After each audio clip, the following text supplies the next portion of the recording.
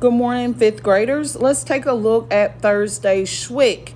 You all should be experts on these skills by now. So we're going to take a look at these because you're going to see these on the benchmark.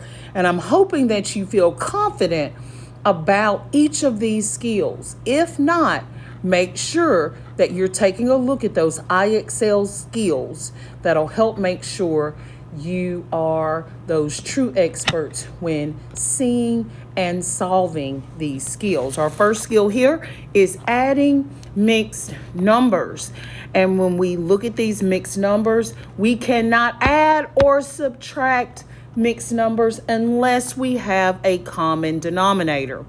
Now, when I'm looking at 2 3/5 plus 2 1/2, I am going to have to find a common multiple. I think I'm going to choose 10. And when I choose 10, I'm going to multiply my 5 by 2, and I'm going to multiply my 2 by 5. So that'll give me an equivalent fraction here. I have 2 6/10 plus 2 5/10.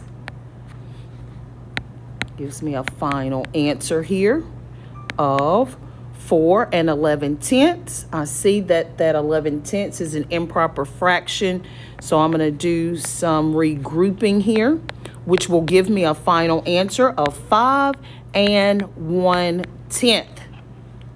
Very good. Any questions? Let's take a look at subtracting mixed numbers. Again, when I'm subtracting mixed numbers, I have to find a common denominator. Now, I really like that 8 because I know that I can multiply 4 by 2 in order to get 8. So whatever I do to my denominator, I'm going to do to my numerator, which would give me 6/8 minus 7/8. And as I look here, guys, I see that my 6 is smaller than the 7. So I'm going to have to do some renaming here. I'm going to change my 5 to a 4. And I'm going to add 8 to my 6, which will give me 14/8 minus 7/8. So now I'm ready to subtract. 4 minus 0 is going to give me a whole number of 4. 14 minus 7 will give me 7, and I'll keep that denominator 8. Our final answer here, guys, is 4 7/8. In both of these problems, guys, you had to put in the work. It took some extra steps in thinking there, so let's not forget to do that. Number 3, it says an ice cream shop sold 6 1/6 gallons of vanilla ice cream and 4 3/4 gallons of chocolate ice cream. How many gallons of ice cream were sold all together? Okay, we're familiar with this skill. We are going to add our fractions. We have 6 1/6 plus 4 3/4. Before I can add this, I must have, very good, a common denominator. And I'm going to use the multiple 12. And I know if I'm going to change my 6 to 12, I'm going to multiply by 2. And if I will change my 4 to 12, I'm going to multiply by 3. So now I'm going to rewrite those equivalent fractions where I have 6 2/12 plus 4 9/12, which is equal to 10 11/12 gallons. All right, remember, guys, that you can always pause and rewind the video if I'm moving a little too fast here or if you want it to be reminded of any of these skills. We're moving on to multiplying fractions. Ms. Watts likes to multiply fractions because we don't have to find a common denominator. We can multiply straight across. Here I'm multiplying 7/8 times 16. I can turn that 16 into a fraction by placing it over 1. Now I'm ready to multiply. I may not know what 16 times 7 is, but I do know how to find it. I can multiply 16 times 7,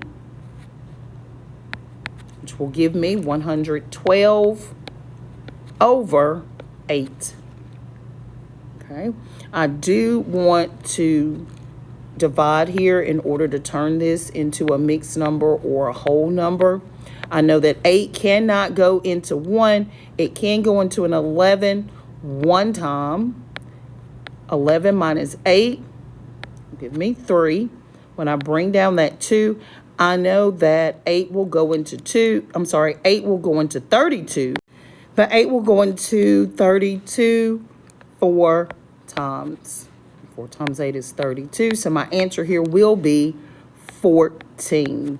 7/8 times 16 is 14. Now, when I'm looking at this model, I see that we have a total of 8 hearts in the first row. So if I were to shade in 7/8 of those hearts, this would represent 7/8. If I look at my second row of 8 hearts and were to shade in 7 of the 8 hearts to represent 7/8. So when I look at the model altogether, I have 14 hearts in all that have been shaded out of the 16 hearts. So 7/8 times 16 equals 14. When you are multiplying mixed numbers, remember you must turn those mixed numbers into improper fractions before multiplying straight across. Then on number 5, we're dividing 3 divided by 1/3. So here I have 3 divided by 1/3. I know that I can change that 3 to a fraction by adding a 1 as the denominator. Because I'm dividing my fractions, I will use my KCF strategy. Guys, be very careful with this as you're using that strategy, because the K represents keep, so that fraction will stay the same. The C means to change. You're going to change division to multiplication. And then 1/3, we're going to find the reciprocal of 1/3. We're going to flip 1/3, changing it to 3 over 1, which gives us a final answer of 9. Now you can put the 9 over 1, but it's the same thing. 9 is our final answer. And if you're looking at the model, you see that we have 3 rectangles here. If we cut those rectangles into thirds, we have a total of 9 parts.